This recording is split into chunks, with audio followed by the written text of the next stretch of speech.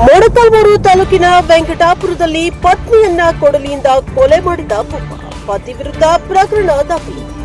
ಮೊಳಕಾಲ್ಮೂರು ತಾಲೂಕಿನ ವೆಂಕಟಾಪುರ ಗ್ರಾಮದಲ್ಲಿ ಕುಟುಂಬ ಕಲಹದ ಹಿನ್ನೆಲೆಯಲ್ಲಿ ಪತ್ನಿಯನ್ನ ಕೊಡಲಿಯಿಂದ ಹಲ್ಲೆ ನಡೆಸಿ ಕೊಲೆ ಮಾಡಿದ ಘಟನೆ ಜೂನ್ 2ರಂದು ಮುಂಜಾನೆ ನಡೆದಿದೆ. ಮೃತ ಮಹಿಳೆಯನ್ನ 35 ವರ್ಷದ ಗಂಗಮ್ಮ ಎಂದು ಗುರುತಿಸಲಾಗಿದ್ದು, ಆರೋಪಿ ಪತಿ 40 ವರ್ಷದ ಹೊನ್ನೂರು ಸ್ವಾಮಿ ವಿರುದ್ಧ ರಾಂಪುರ ಪೊಲೀಸ್ ಠಾಣೆಯಲ್ಲಿ ಕೊಲೆ ಪ್ರಕರಣ ದಾಖಲಾಗಿದೆ. ಮೃತೆಯ ಪುತ್ರಿ 19 ವರ್ಷದ ಅಕ್ಷತಾ ನೀಡಿದ ದೂರಿನ ಪ್ರಕಾರ ಕಳೆದ 1 ವರ್ಷದಿಂದ ದಂಪತಿಗಳ ನಡುವೆ ಆಗಾಗ್ಗೆ ಕುಟುಂಬ ಕಲಹ ನಡೀತಾ ಇತ್ತು. ಮೇ 31ರಂದು ರಾತ್ರಿ ಮದ್ಯಪಾನ ಮಾಡಿಕೊಂಡು ಮನೆಗೆ ಬಂದ ಹೊನ್ನೂರು ಸ್ವಾಮಿ ಪತ್ನಿಯೊಂದಿಗೆ ಜಗಳ ಮಾಡಿದ್ದ. ಬಳಿಕ ಜೂನ್ 2ರಂದು ಮುಂಜಾನೆ ಸುಮಾರು 3:40 ಗಂಟೆಗೆ ಮಲಗಿದ್ದ ಗಂಗಮ್ಮ ಮೇಲೆ ಕೊಡಲಿಯಿಂದ ತಲೆಗೆ ಬಲವಾಗಿ ಹೊಡೆದಿದ್ದಾನೆ ಎನ್ನಲಾಗಿದೆ. ಹಲ್ಲೆಯಿಂದ ಗಂಭೀರವಾಗಿ ಗಾಯಗೊಂಡ ಗಂಗಮ್ಮ ಸ್ಥಳದಲ್ಲೇ ಮೃತಪಟ್ಟಿದ್ದಾರೆ. ಘಟನೆ ನಡೆದ ತಕ್ಷಣ ಆರೋಪಿ ಸ್ಥಳದಿಂದ ಪರಾರಿಯಾಗಿದ್ದಾರೆ.